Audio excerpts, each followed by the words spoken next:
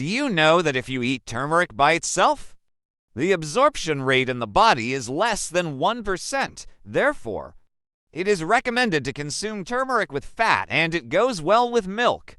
Turmeric milk, also called golden milk, is not only golden in color, but also has excellent efficacy. As you've heard many times, turmeric contains curcumin, a natural antioxidant, which is excellent for eliminating inflammation in the body and has excellent anti-cancer effects. Not only does adding it to milk increase the absorption rate in the body, but it can also be fed to children because milk covers the spicy taste of turmeric. This is a healthy drink highly recommended by Oriental medicine doctors, and it is a turmeric milk recipe that helps boost immunity.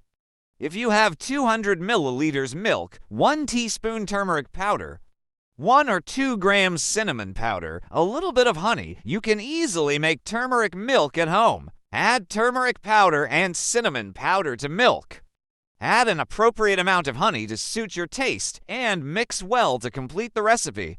If you want easy and eco-friendly information, natural examples,